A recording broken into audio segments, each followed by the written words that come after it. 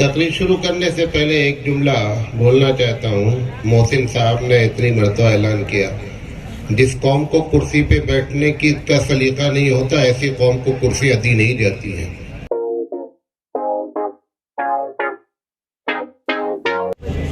حضرت مولانا احمد سراج صاحب، محتمم ریاض العلوم الجدید عربی کالج ہبلی کرناٹک۔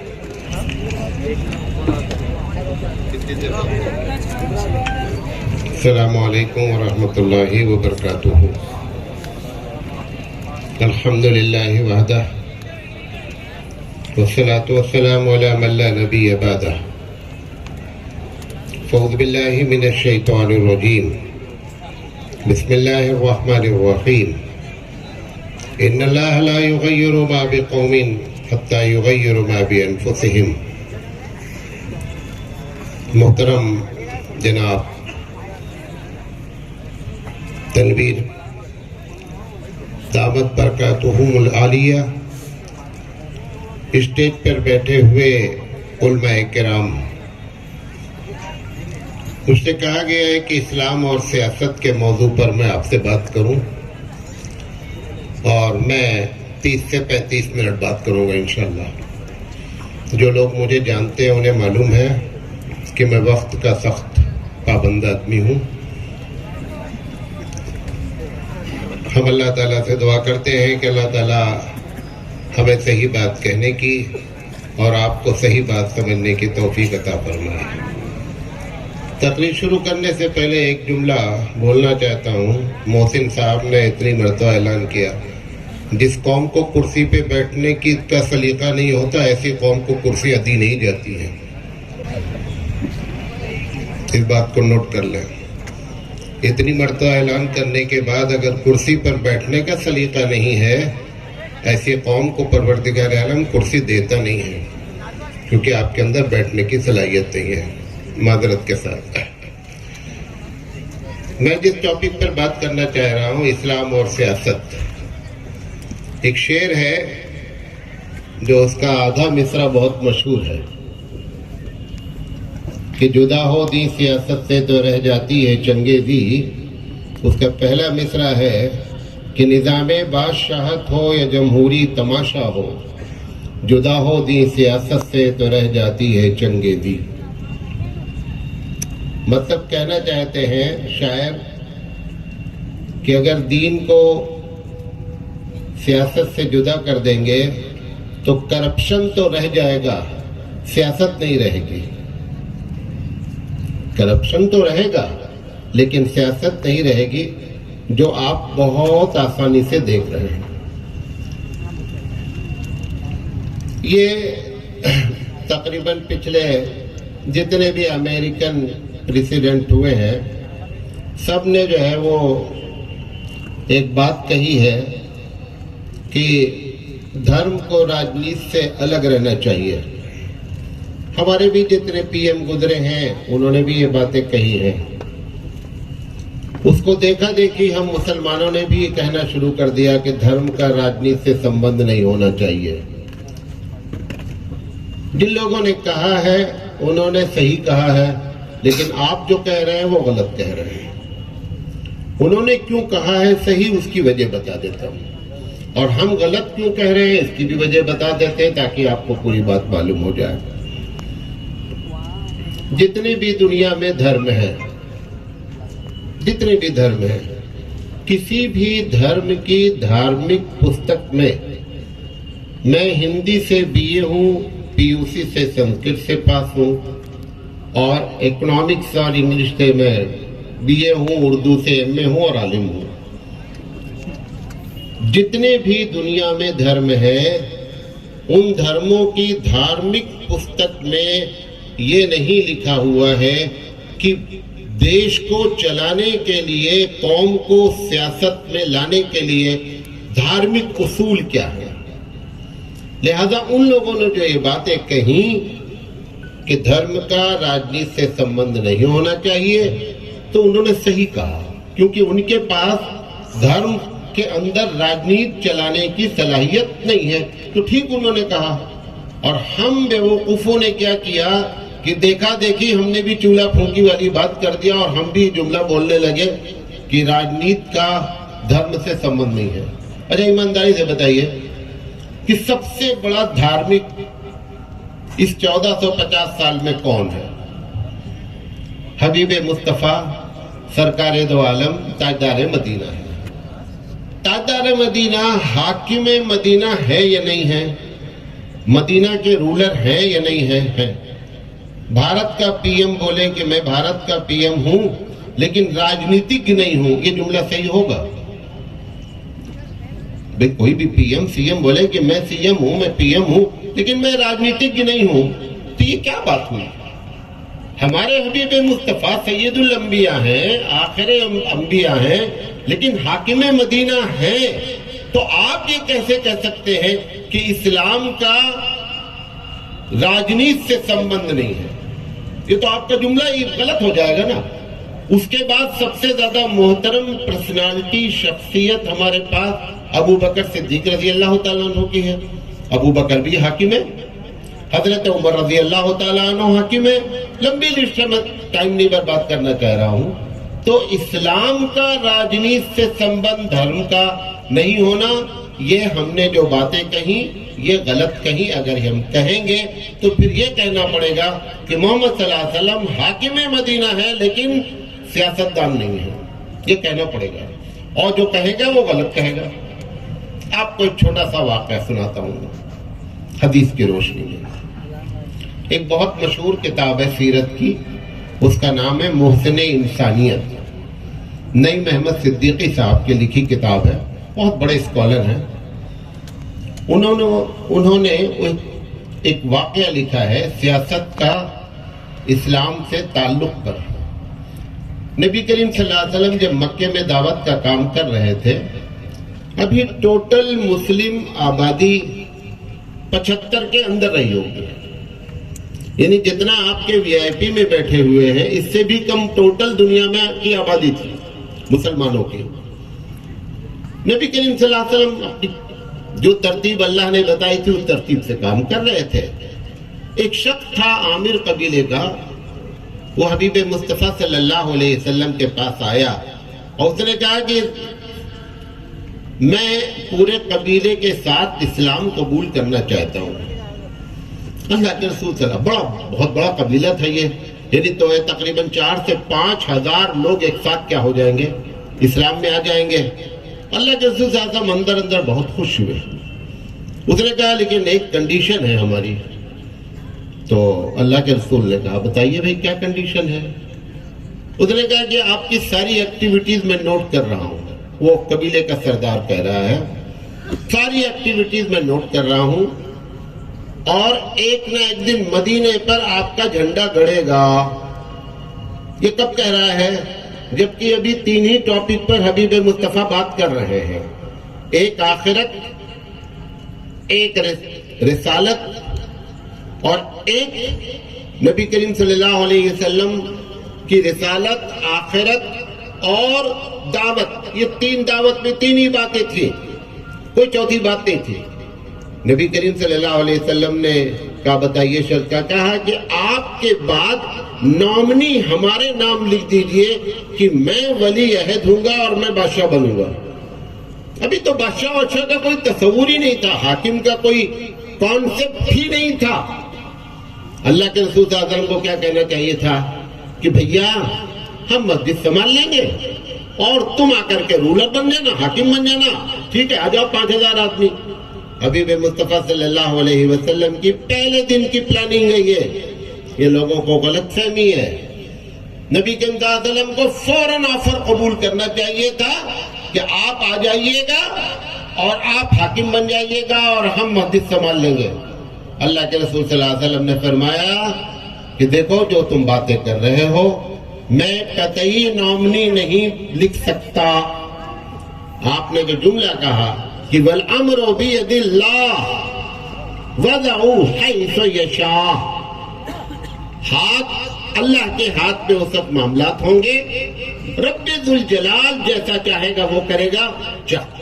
چاہے تم اسلام قبول کرو اور چاہے نہیں قبول کرو. یہ ایسی قوم یہ جملہ بولے کہ راجنیت کا دھرم سے سمبند نہیں ہے تو افسوس کی بات ہے. اسلام ایک دستور عمل ہے. How to live in this world. ہم اس دنیا میں کیسے رہیں, مسجد کیسے چلے, پارلیمنٹ کیسے چلے اور بازار کیسے چلے. 1973 کی بات ہے جب سب سے پہلے ملیشیا کے ایک شخص نے یہ کہا تھا کہ بغیر سود, بڈی جسے آپ کہتے ہیں, بغیر سود کے بینک چلایا جا سکتا ہے, تو لوگوں نے اس کو پاگل کہا تھا. آج آپ کو معلوم ہے 105 ملکوں میں اسلامک بینکنگ کام کر رہی ہے. 105 ملکوں میں اسلامک بینکنگ کام کر رہی ہے اور 3 ٹریلین سے زیادہ ٹرن اوور ہے. لہذا آپ یہ نہ سمجھیں کہ اسلام صرف مسجد کے احکامات بتا دیتا ہے, زندگی گزارنے کا وہ سلیقہ بتاتا ہے. لہذا یہ ایک بات آپ کو کریکشن کے طور پہ پیش کرنی تھی کہ اسلام کا سیاست سے چولی دامن کا ساتھ ہے. ایک بات, اسلام سیاست چاہتا کیوں ہے؟ 2 وجہ ہے. نبی کریم صلی اللہ علیہ وسلم کے صحابی کا واقعہ ہے کہ جب وہ ایران گئے, اور لمبی بات مختصر بتا رہا ہوں, جب رستم نے پوچھا کہ تمہاری ہمت کیسے ہوئی سپر پاور کو آنکھ دکھلانے کی, کیوں آئے ہو یہاں؟ اس نے کہا کہ ہم صاحب, اس نے بڑی اسلام کے بارے میں, محمد صلی اللہ علیہ وسلم کے بارے میں, مکے کے بارے میں بڑی باتیں کی. تو اس نے کہا, صحابی ربیہ ان کا نام ہے غالباً, انہوں نے کہا کہ میں آیا ہوں تاکہ اللہ کے غلاموں کو بندوں کی غلامی سے نکال کر کے اللہ کی غلامی میں داخل کرے. یہ اسلام سیاست اس لیے چاہتا ہے کہ دنیا میں ظلم نہیں ہونا چاہیے, کہ اس کی بیس ہے. اسلام عیاشی کرنے کے لیے سیاست نہیں چاہتا ہے. ہمارے پاس حضرت ابو بکر صدیق رضی اللہ تعالیٰ عنہ, حضرت عمر رضی اللہ تعالیٰ عنہ, عمر بن عبد العزیز, حضرت عثمان, لمبی لسٹ ہے, حضرت علی رضی اللہ, ان سب کی پوری ہسٹری ہے. گاندھی جی جیسا آدمی جو ہریجن پرچہ نکلتا تھا, اگر آپ کہیں گے تو اس کی کٹنگ میں آپ کو بھیجوں گا. گاندھی جی نے کہا ہے کہ اگر کسی کو سیاست کرنی ہے تو عمر کا اتہاس پڑھے, تب اسے معلوم ہوگا جمہوریت کسے کہتے ہیں. لہذا اسلام سیاست اس لیے نہیں چاہتا ہے کہ عیاشیاں ہوں, اسلام اس لیے نہیں کہ لگژری لائف گزاری جائے, بلکہ اسلام چاہتا ہے کہ اللہ کے بندے اللہ کی مرضی کے تحت رہیں اور ظالم اپنی ہمت ہار بیٹھے اور مظلوم اپنے آپ کو طاقتور سمجھنے لگے. یہ بنیاد ہے جس کی وجہ سے اسلام سیاست کو چاہتا ہے. یہ جن لوگوں نے کہا نا کہ دھرم کا راجنیت سے کوئی تعلق نہیں ہے, وہ حقیقت پہ کیا ہے؟ دھرم جب رہتا ہے, جب غلط بات آپ کریں گے تو دھارمک آدمی کیا کرے گا؟ ٹوکے گا. ابھی میں گیا نماز پڑھنے آپ کے مسجد میں, یہاں پہ نماز کھڑی ہو چکی ہے, ایک صاحب وہاں بیٹھے ہوئے ہیں اور درخت کے پاس. میں نے کہا کہ اذان ہو رہی ہے اور اذان ہو چکی ہے, جماعت کھڑی ہے, آپ آئیے نماز پڑھیے, نماز کا یہ وقت ہے. کیا ہے کہ دھارمک آدمی کو ہمیشہ دھرم کے خلاف جب کوئی بات ہوگی تو اس کو کھٹکے گا. لوگ کیا کہتے ہیں, میں غلطی کرتا رہوں اور کوئی بولنے والا نہیں رہنا چاہیے. اس وجہ سے یہ جملہ کہا جا رہا ہے دھرم کا راجنیت سے کوئی سمبند نہیں ہے. جیسے ایک مثال دیتا ہوں, چھوٹا بھائی ایک فارمولا بناتا ہے, قانون بناتا ہے. کیا کہتا ہے؟ جہاں چھوٹے بھائی رہے بڑے بھائی کو نہیں آنا چاہیے. ایک بولتا ہے کیونکہ چھوٹا بھائی سگریٹ پینے کا عادی ہو گیا ہے, وہ کہتا ہے میری سگریٹ پینے کی بات بڑے بھائی کو معلوم نہیں ہونا چاہیے. اب وہ یہ کیسے کہے کہ میں جب سگریٹ پیتا رہوں بھیا تب نہیں آئیے آپ. اس نے کیا کر دیا, ایک اصول بنانا چاہا کہ جب چھوٹے بھائی جہاں رہے وہاں بڑے بھائی کو نہیں آنا چاہے. حقیقت میں وہ سگریٹ کو چھپانے کے لیے یہ اصول بیان کر رہا ہے. ایسے ہی لوگ اپنی غلط باتوں کو چھپانے کے لیے یہ اصول بیان کر رہے ہیں کہ دھرم کا راجنیتی سے کوئی سمبند نہیں ہے، تاکہ دھارمک لوگ ہماری غلط باتوں کو نہ دیکھیں اور نہ اس پر ٹوکیں۔ ابھی حضرت لیکن دھارمک ہے نا، دھارمک گرو ہے، ابھی جو ہے وہ راشٹریہ گان گایا جا رہا تھا، ایک صاحب سامنے اسلام کے خلاف انداز میں کھڑے تھے، دھارمک آدمی کو برداشت نہیں ہوا اور اس نے اسی حال میں ٹوکا کہ آپ اپنے ہاتھ کو چھوڑیں۔ میں ابھی مثال دے رہا ہوں، میں مشاہدے سے تقریر کرتا ہوں، کتابوں سے کم تقریر کرتا ہوں، ابھی 5 منٹ 10 منٹ پہلے کی بات ہے۔ کیوں؟ کیونکہ دھارمک آدمی کو دھرم کے خلاف جب کوئی بات ہوتی ہے، اس لیے آپ نے کیا اصول بنایا ہے کہ دھارمک لوگوں کو ایسی محفلوں میں بلایا ہی نہ جائے، دھرم کا سیاست سے تعلق نہ ہو، تاکہ ہم حمام میں جیسے نہانا چاہیں ویسے نہائیں، اس لیے یہ اصول بنایا گیا ہے۔ بات میری سمجھے؟ دوسری بات، بھارتی مسلمان سیاست میں کہاں پیچھے رہ گئے، یہ دوسری بات ہے۔ ہم وقت پر اپنی تقریر ختم، ایک ایک پوائنٹ آپ نوٹ کریں، کہاں گڑبڑ ہوا اور مسئلے کا حل کیا ہے۔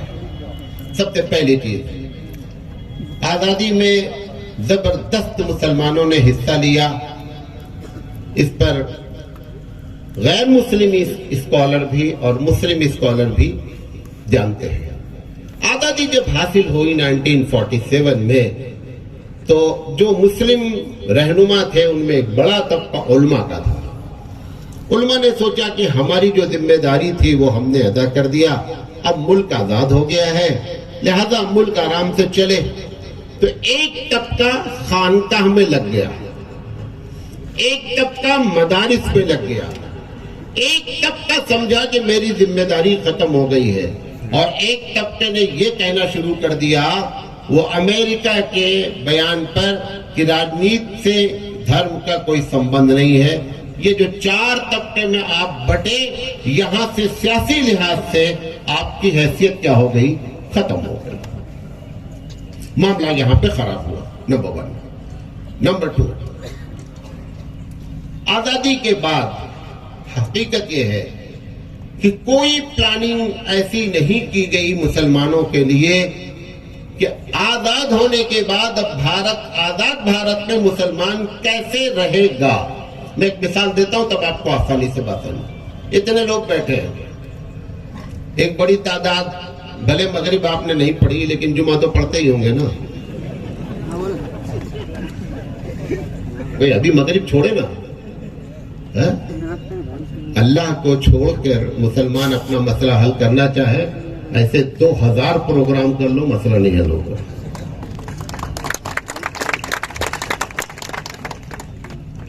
اسی لیے لوگ مجھے یا تو ایک مرتبہ بلاتے ہیں تو بار بار بلاتے ہیں، یا بلاتے ہی نہیں ہیں۔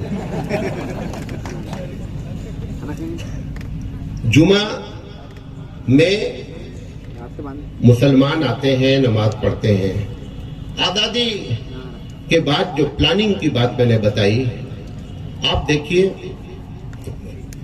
اتنے لوگ بیٹھے ہیں، 1% آدمی میں جس ٹاپک پر بات کر رہا ہوں وہ آپ نے جمعہ کے ممبر سے کبھی نہیں سنا، چاہے آپ کی عمر 50 ہو چاہے 70 ہو۔ وہ ٹاپک کیا ہے؟ ایمانداری سے بتائیے، کسی نے تقریر آپ سے کیا ہے کہ مینورٹی میجورٹی کے ساتھ کیسے رہے؟ اقلیت، سمجھ رہے نا، اقلیت اکثریت کے ساتھ۔ آپ 20% ہیں مثال کے طور پر، بھارت میں 80% برادران وطن ہیں، وہ 80% کے ساتھ حبیب مصطفیٰ نے کیا طریقہ بتایا ہے کہ جب آپ کم ہوں اور دوسرے زیادہ ہوں تو کیسے رہا جائے۔ اگر آپ کی پلاننگ ہوتی تو جمعہ سے آپ یہ خطبہ سنتے۔ نمبر 2، ایک مثال دے رہا ہوں تاکہ میں اپنی بات کو لاجیکل پیش کر سکوں۔ کبھی آپ نے سوچا ہے کہ اتنی آپ کے خلاف بھارت میں نفرت کیوں ہو رہی ہے؟ کیا اسلام دھرم ایسا ہے یا مسلمان ایسے ہیں؟ دو میں سے کوئی ایک چیز ہے۔ آپ نے کبھی تقریر سنی ہے کہ نفرت کیسے ختم کی جائے؟ نفرت ختم کرنے کے لیے پہلے یہ معلوم ہونا چاہیے نفرت ہو کیوں رہی ہے۔ ایک مثال دیتا ہوں, دینا نہیں چاہیے تھا لیکن دیتا ہوں, مجبور ہوں اپنے دل سے. ہم جس دیش میں رہتے ہیں, اس دیش کا ایک بہت بڑا طبقہ گائے کی پوجا کرتا ہے, اس سے ساتھ اس کی آستھا ہے. جن علاقوں میں گوشت کھانے کی پرمیشن ہے, وہ برادری جو گوشت کاٹتی ہے وہ ایسے ننگے جانور اپنے دکانوں پہ ٹانگے رہتی ہے. آپ اندازہ کریں کہ جس نے 5 منٹ پہلے اس گائے کو چوما ہوگا اور پھر آپ کی دکان سے گزرا ہوگا, اس کے دل میں کبھی محبت ہو سکتی ہے آپ کے لیے؟ کبھی نہیں ہو سکتی. میں ایک بات کہتا ہوں, میں مسلمان سور نہیں کھاتے, بہت سے غیر مسلم بھی نہیں کھاتے ہیں, سور کھانے والے بھی موجود ہیں دنیا میں, ٹھیک ہے, کھاتے, ہم سے کیا بحث ہے, لیکن تمہارا اتنا احترام انہوں نے کیا کہ کبھی بھی سور ایسے ننگی کاٹ کر بازار میں بیچا نہیں آج تک, کبھی بکی ہے؟ تمہارا احترام کیا. اگر اپنے آپ بدھی کام نہیں کرتی تو دوسرے کو دیکھ کر بدھی کا پریوگ کریں. اذان ہو رہی, میں بہ رہا تھا کہ آزادی کے بعد ہم نے کوئی پلاننگ نہیں کی اور اس کی میں نے آپ کو 2 مثالیں دی. اب سوال یہ ہے کہ بھارتی مسلمانوں سے سیاست میں چوک کہاں کہاں ہوئی. تو ایک تو بغیر پلاننگ کے معاملہ ہوا, دوسرا کیا ہوا کہ جو اس میں علماء کرام تھے وہ جب ہٹے تو اور بھی جو شریف لوگ تھے وہ بھی سیاست سے ہٹے. جب سیاست بزنس بنی نا تو ایک بڑی تعداد ایسے لوگوں کی اس میں داخل ہو گئی کہ جو ملک کی سیوا کرنے کے بجائے اپنی سیوا کرنے کے لیے سیاست میں اتر آئے. ابھی یو پی اور بہار کے ایم ایل اے اور ایم پیز کی لسٹ آپ جا کر کے نیٹ پہ دیکھ لیجئے, 50 سے 55% وہ لوگ ہیں جن کے اوپر 1-2 کیس نہیں ہے, 20-25 کیس ہے. تو ہوا یہ کہ مسلمانوں نے یہ سمجھا کہ اب یہ گندا, یہ کیچڑ ہو گیا ہے, لہذا اب اس پہ داخل نہیں ہونا چاہیے. حالانکہ اگر ایک جانور کیچڑ میں گر جائے تو اس کے نکالنے کا طریقہ باہر سے کھڑے ہو کر کے آپ تمنا کرتے رہے کہ جانور نکل آئے, کبھی نہیں. آپ کو اس کیچڑ میں گھسنا پڑے گا اور گھس کر کے اس جانور کی جان بچانی پڑے گی. ہم یہ ایکسکیوز لے کر کے بیٹھ گئے کہ یہ کیچڑ ہے, ہم گھسیں گے تو ہمارا کپڑا بھی گندا ہو جائے گا. ٹھیک ہے, آپ کا کپڑا تو صاف رہے گا لیکن پورے دیش کا کپڑا گندا ہو جائے گا.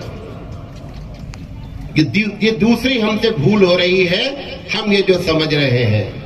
تیسری وجہ یہ ہے کہ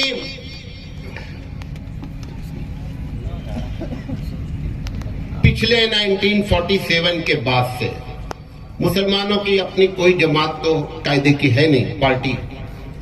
یہ بیچارہ گرم مسالہ بنا ہوا ہے. گرم مسالہ جانتے ہیں, ذائقے میں کھانے کے لیے ڈالا جاتا ہے.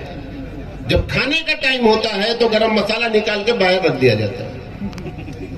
مسلمان کبھی اس جھولی میں, کبھی اس جھولی میں, کبھی اس جھولی میں, ایسے مستقل اپنے آپ کو مختلف جھولیوں میں ڈالتا رہتا ہے. جب اگلے سال اس سے ناراض ہو جاتا ہے تو دوسری جھولی پکڑ لیتا ہے. ایسے 1947 سے بیچارہ جھولی در جھولی چل رہا ہے. اس کو یہ پتہ ہی نہیں ہو پا رہا ہے کہ ہمارے ووٹ کی حیثیت کیا ہے اور ہم اپنے ووٹ کی حفاظت کیسے کریں, ہم راجنیت کیسے اختیار کریں. ابھی ایک نیشنل پارٹی کا آدمی مسلمان کھڑا کر دیا گیا آپ کے یہاں سے, ایک مثال دے رہا ہوں, تو وہ جو چھوٹی پارٹی والے ہیں وہ بھی مسلمان وہاں سے کھڑا کر دیں گے. نیشنل پارٹی کے اگینسٹ میں جب چھوٹی پارٹی نے کھڑا کیا تو یہ سمجھ لو کہ تمہارے ووٹ کو برباد کرنے کی پوری اسکیم بنا لی گئی ہے. ہوشیاری سے کام لیں, ہوشیاری سے کام لیں. ایک آدمی بہت مخلص ہو سکتا ہے, غور دیتے ہوئے میری ایک بات ہے, ایک آدمی بہت مخلص ہو سکتا ہے لیکن اگر غلط ٹرین پر ٹکٹ لے کر کے بیٹھ گئے تو اس کا یہ مطلب نہیں کہ آپ اس منزل پر پہنچ جائیں گے کیونکہ آپ بہت مخلص ہیں. ٹرین جہاں جا رہی ہے وہاں جائیں گے. آپ کے خلوص اور حلال پیسے کے ٹکٹ ہونے کی وجہ سے منزل آپ کی بدلے گی نہیں.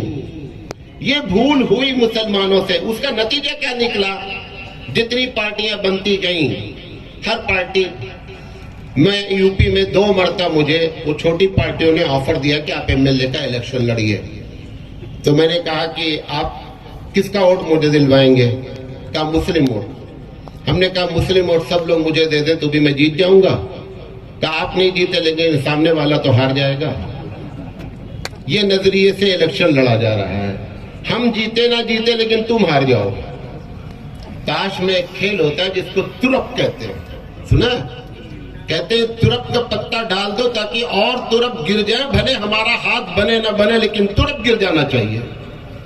یہ سیاست ترپ والی چھوڑ دیں. یہ دیکھیں کہ آپ کے علاقے میں شریف آدمی کون ہے، کون آدمی حکومت، دوسرا جملہ، کون آدمی حکومت بنانے کی طرف جا سکتا ہے.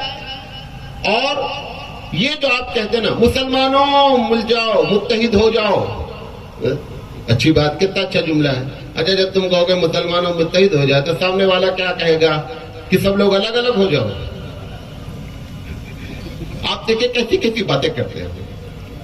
ارے مظلوم متحد ہو، پریشان متحد ہو، اقلیت متحد ہو، مسلمانوں متحد ہو جاؤ تو سامنے والا کہتا ہے کہ دیکھ رہے ہو ہوش ہے تمہارے، 20% تم متحد ہو جاؤ گے، وہ 80% متحد ہو جائیں گے. نتیجہ کیا نکلے گا؟ جو نتیجہ نکل رہا ہے دیکھ رہے ہو، اسی وجہ سے نکل رہا ہے. حالانکہ وہ مولانا صاحب بہت اچھے مانے جاتے ہیں جو یہ تقریر کرتے ہیں کہ مسلمانوں کو مولانا نے متحد کر دیا. جہاں متحد ہونا ہے وہاں متحد ہو. نماز میں متحد ہو جاؤ. نماز میں متحد ہونے کے لیے تیار نہیں ہے. حبیب مصطفیٰ صلی اللہ علیہ وسلم کی سیرت پر عمل کرنے میں متحد ہو جاؤ. کوئی آپ کا رکاوٹ کرنے والا نہیں ہے اور نہ اس کا کوئی ریئیکشن ہونا ہے. اس کا اگر نبی کی سیرت پر متحد ہو جائیں تو دنیا والے خود پوچھیں گے یہ کون مخلوق ہے جو زمین پہ رہتی ہے. آپ الٹی جگہ متفق ہو رہے ہیں، جہاں پر متفق ہونا وہاں اختلاف کر رہے ہیں. لہذا یہ ہم سے سیاسی بھول ہو رہی ہے. آخری بات، 29 منٹ بول چکے ہیں بابو. آخری بات، مسلمان سیاست کس طرح کرے؟ مسلمان سیاست کس، اچھا کہہ رہے ہیں حضرت 5 منٹ زیادہ بول دیجیے، 40 تک بول دیں گے. مسلمان سیاست، غور سے سنیے، مسلمان سیاست کس طرح کرے اور مسلمان کس طرح سیاست کو سمجھے، دونوں باتیں کرنا چاہتے ہیں. میں کسی پارٹی کا آدمی نہیں ہوں، سب پارٹی والے ہم کو سمجھتے ہیں ہماری پارٹی کا ہے. ایسے ہی بن جاؤ تم بھی. ایک طریقہ یہ ہے کہ کوئی بھی پارٹی والا آپ کو اپنا اینٹی نہ جانے، وہ یہ سمجھے کہ یہ شریف آدمی ہے، شریفوں کے ساتھ رہتا ہے. ہمارا بھائی ہے محمد احمد، اس کا نام ہے، نمبر 1 کا کرپٹ ہے، ہم محمد احمد کے ساتھ ہیں. یہ اسلامی طریقہ ہی نہیں ہے. حبیب مصطفیٰ صلی اللہ علیہ وسلم کے زمانے میں ایک محاورہ استعمال ہوتا تھا، اس کا نام تھا انصر اخاک ظالمن او مظلومن. یہ محاورہ تھا. محاورہ جانتے ہیں نا؟ ترجمہ کیا ہے؟ اللہ کے رسول کے زمانے میں لوگ یہ کہتے تھے کہ اپنے بھائی کی مدد کرو چاہے صحیح ہو چاہے غلط. اللہ کے رسول نے کہا یار یہ کیا بات ہوئی، صحیح ہو مدد کرو، بات سمجھ میں آتی، غلط ہو تو بھی مدد کرو، یہ تو اسلامی پالیسی نہیں ٹھہری. آپ نے فرمایا کہ محاورہ رہنے دو، ایسے ہی چینج نہیں کرو، ورڈنگ چینج نہیں کرو، میں میننگ چینج کر کے بتا دیتا ہوں. سرکار دو عالم آپ کو معلوم ہے وحی الہی کے بات بولتے ہیں، عام آدمی کے بس میں نہیں تھا کہ اس محاورے کی ورڈنگ وہی رکھتا اور میننگ چینج کر دیتا. وَمَا يَنْطِقُ عَنِ الْهَوَىٰ إِنْ هُوَ إِلَّا وَحْيٌ يُوحَىٰ. یہ وہی بولتے ہیں جو بلوائے جاتے ہیں. حبیب مصطفیٰ نے کہا کہ دیکھو بھائی، انصر اخاک ظالمن، ظالم کی مدد یہ ہوتی ہے کہ جب وہ ظلم کرنے لگے تو ظلم سے روک دو، یہ ظالم کی مدد ہے. کیا دیکھیے سرکار دو عالم صلی اللہ علیہ وسلم کتنی پیاری بات آپ نے فرمائی کہ ظالم کو ظلم نہیں کرنے دینا یہی اس کی مدد ہے، اور مظلوم کی مدد تو سب کو معلوم ہے۔ آپ نے کیا کر رکھا ہے؟ ہمارا آدمی ہے چاہے جتنا خراب ہے، آپ بھی وہی محاورہ کر رہے ہیں جو کفار قریش کہہ رہے تھے کہ ان سے رکھا کا ظالمن و مظلومن۔ یہ سیاست چھوڑ دیں، یہ سیاست اچھی سیاست نہیں ہے۔ دوسری چیز ایک بات بتا رہا ہوں، نیشنل پارٹیز اگر کھڑی ہوتی ہیں مسلم کی تو دوسرا کسی مسلمان کو اس جگہ سے کھڑا ہونا، اپنی پارٹی والے سے بولے کہ یہ ہمارے مفاد نہیں، ہماری قوم کے مفاد کے خلاف ہے، مجھے آپ دوسری جگہ سے ٹکٹ دیجئے، یہاں سے ٹکٹ نہیں دیجئے۔ کیوں؟ ان کا مقصد جیتنا نہیں ہے بلکہ دوسرے کو جتانا ہے اور کسی خاص کو ہرانا ہے۔ یہ پالیسی بھی بند ہونی چاہیے۔ نمبر 3، جب ووٹ کا وقت آتا ہے، آپ کو معلوم ہے میرے پاس وقت نہیں ہے، میں کئی گھنٹہ بات کرتا ہوں۔ آزادی سے لے کر آج تک پورے بھارت میں مسلمانوں نے 49% سے زیادہ ووٹ نہیں ڈالا ہے۔ 51% وہ مسلمان ہیں جن کا ووٹر آئی ڈی ہونے کے باوجود ووٹ ڈالنے نہیں جاتے ہیں۔ آپ کہتے ہیں ہم اس علاقے میں 60,000 ہیں، 60,000 میں جب 30,000 ووٹ پڑے گا تو آپ 60,000 کیوں کہہ رہے ہیں؟ آپ بولے ہم 30,000 ہیں۔ سب سے پہلے اپنے آپ کو سمجھیں، ووٹ کی حیثیت کو سمجھیں۔ ووٹ ایک شہادت ہے، ایک گواہی ہے۔ آپ گواہی دیتے ہیں کہ اللہ میں اپنی سمجھ سے اس بندے کو سب سے اچھا جانتا ہوں، اور جھوٹی گواہی دینا حبیب مصطفیٰ نے فرمایا گناہ کبیرہ ہے، بڑا گناہ ہے۔ لہذا کوشش یہ کریں کہ ووٹ 100% ڈالیں۔ قبل اس کے، یہ جملہ جو بولنے جا رہا ہوں غور سے سنیے گا، قبل اس کے کہ تم سے ووٹ کی حیثیت چھین لی جائے، اپنے ووٹ کا صحیح استعمال کرنا سیکھ لیں، ورنہ وہ وقت بھی آنے والا ہے کہ ووٹ ڈالنے کے لیے ترسو گے اور ووٹ ڈالنا نہیں ملے گا۔ اور یہ سب اللہ معلوم کیوں کرتا ہے؟ اللہ اس لیے کرتا ہے کہ جب لوگ اپنی قدر خود نہیں کرتے ہیں تو پروردگار عالم ڈنڈے مرواتا ہے اور اس کے بعد آپ اس کی قدر کرتے ہیں۔ آپ نے قرآن چھوڑا، اب دعا کر رہے ہیں کہ اللہ طلاق قرآن کے مطابق دینے کی توفیق دے دے، قانون بن جائے۔ کیوں؟ کیونکہ اب تک نہیں دیتے رہے، لہذا رب نے ڈنڈا مارا۔ یہ رب کی پالیسی ہے، رب ایسا کرتا ہے۔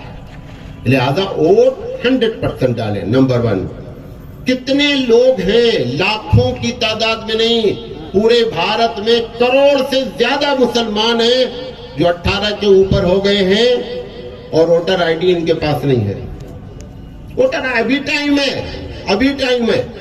ووٹر آئی ڈی بنائیں، ووٹ نکلوائیں۔ ترکیب ہے اس کی، 5 لڑکے 5 مسجد کو پکڑ لیں کہ اس مسجد میں جتنے مسلمان ہوں گے ان کے ووٹ ہم نکلوائیں گے۔ محنت کریں، تمنا بڑی ہے فلاں ہار جائے فلاں جیت جائے، یہ تمنا سے نہیں ہوتا ہے، محنت کرنی پڑتی ہے، محنت کے بعد نتیجے نکلتے ہیں۔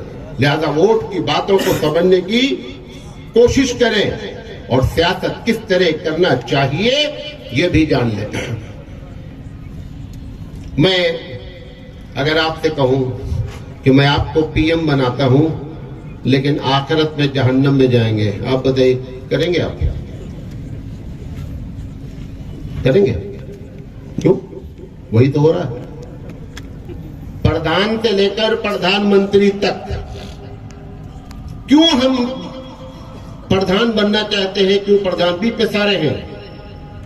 صرف اور صرف اگر وجہ اس کی یہ ہے مسلمان کی حیثیت سے کہ پیسہ کمانا ہے، تو میری سمجھ سے اس دنیا کو اگر ہماری برباد ہو کر آخرت بن جائے تو سودا اچھا ہے، لیکن دنیا بن کر آخرت برباد ہو جائے، خدا کے واسطے مسلمانوں ایسی سیاست نہیں کرو۔ آخرت کو کبھی بھی ہاتھ سے نہیں جانے دینا ہے۔ سیاست ایسی کریں، سیاست کے لیے نظریہ قائم کریں، قوم کی خدمت کریں گے، دیش کی سیوا کریں گے۔ قوم خود آپ کی سیوا کر دے وہ ایک الگ بات ہے، لیکن اس نیت سے سیاستدان نہیں بنے کہ ہم کو اپنی سیوا کرنی ہے، یہ غلط طریقہ ہے. یہ باتیں آپ کے سامنے رکھنا چاہتے تھے. میرا وقت پورا ہو گیا ہے. اللہ تعالیٰ سے دعا ہے کہ اللہ تعالیٰ کہنے سے زیادہ عمل کرنے کی توفیق عطا فرمائے. وآخر دعوانا ان الحمدللہ رب العالمین.